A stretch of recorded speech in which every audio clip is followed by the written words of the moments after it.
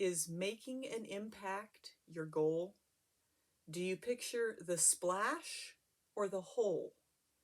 Making waves when I come, I avoid, rule of thumb. I just hope to leave holes when I go. I'm Heidi Morris, and I started teaching high school in 1995. Despite nominal retirement in 2015, I've been in the classroom ever since. I'm writing a book about what I've learned in my career because I want to help others experience the connections and joy that I have found in successful teaching. It's called Teaching Matters, and you can sign up for news of it at my website, marksteachingmatters.com. In the past month, I have learned of the deaths of two former students. One, a member of the class of 2006, died in an ATV accident. The other, a member of the class of 2014, died of suicide. I was able to attend one of the funerals. Always something I do when I get a chance, and I have reflected ever since on the impact of those lives on mine and on the lives of students on teachers and teachers on students in general.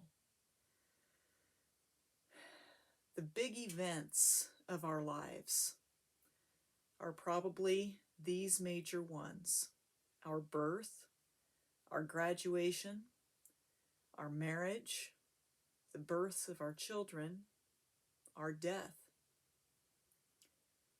As a high school teacher, I think I and my colleagues are uniquely positioned to be at a crossroads wherein we are involved in a lot of those major life events of lots of people. I can speak only from my own experience, but I can tell you that I attended my first wedding of former student or students in 1999. Every year since then, I have attended at least a few. My record summer, I think, was 10 weddings in one summer. That adds up to dozens, if not hundreds, of weddings. I don't think anyone goes to that many weddings except wedding officiants. Well, ironically enough, I was the wedding officiant at the wedding of two former students last summer. And interestingly, of the dozen bridesmaids and groomsmen at that wedding, 11 of them were former students of mine as well. I receive birth announcements, and I always put them on my fridge.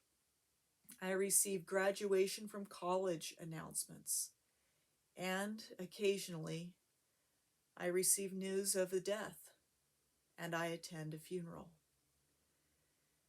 How many people do we know well as we go through life? Obviously, that's going to be a subset of the people we know at all. And the people we know at all is itself a subset of the people that we meet and interact with frequently. I've been pondering how many people the average human gets to know in the course of a year. And teachers, high school teachers specifically, I think get to know a lot more than average people do. In my years of teaching, I got to know between 150 and 200 students every year.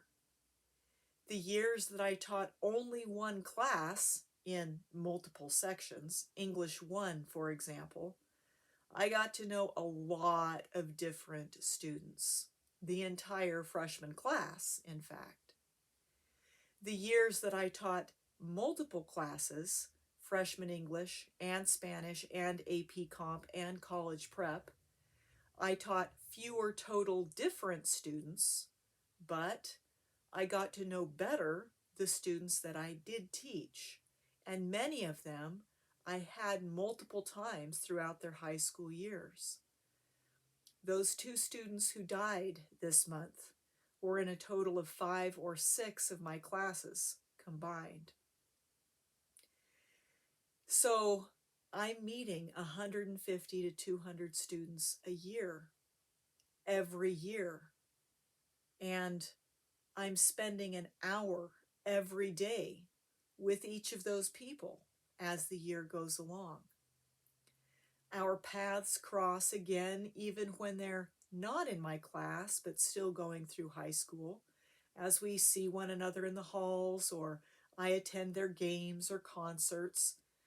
And our paths continue to cross when they leave high school for many, many students, which is a huge blessing in my life. And those lives end prematurely sometimes. I am very grateful that I have had funerals as occasions in my life far less than I've attended weddings. But I have been to the funerals of more students than I want to remember. Students who died of terminal illness, of stupid stunts, of traffic accidents, of horrific incidents, all while they were still in high school. And of course, those deaths always were a huge impact on the student body as a whole.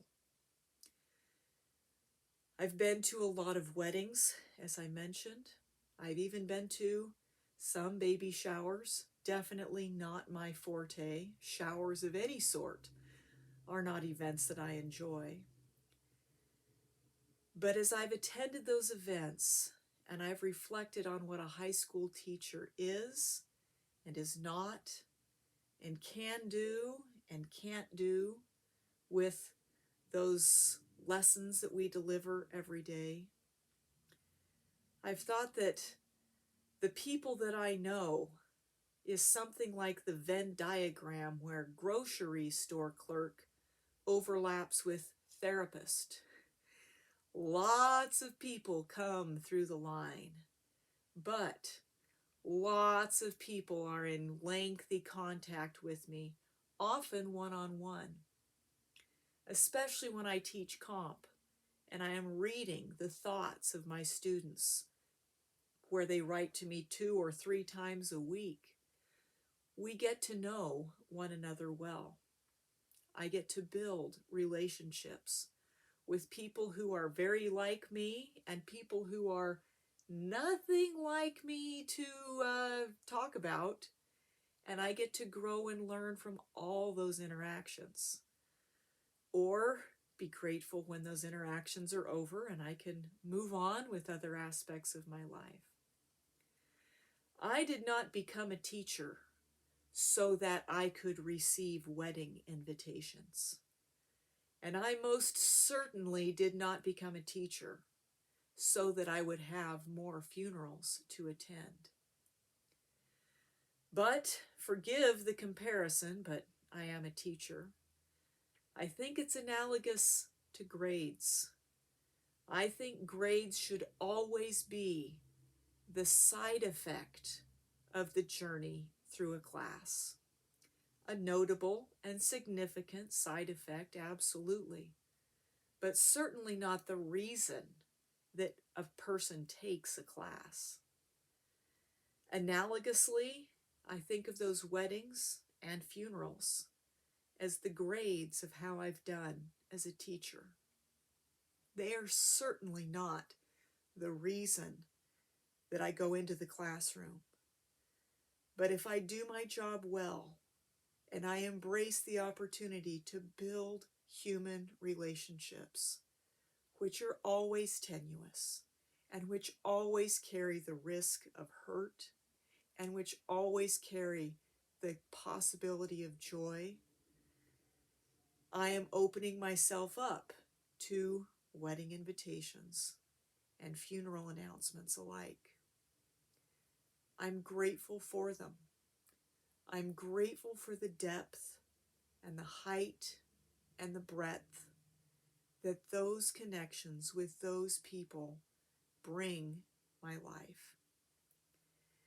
Funerals are especially a time to reflect on what do I do every day and why?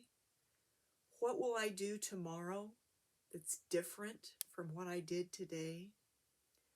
Does what I do matter? Is it important? Am I living my life well? I decided early on as a teacher that my goal was to leave holes, not make waves.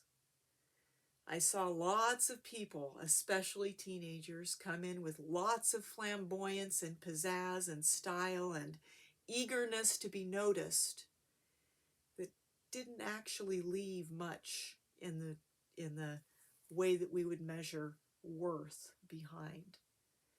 And I decided that I wanted to matter more than I wanted to be noticed.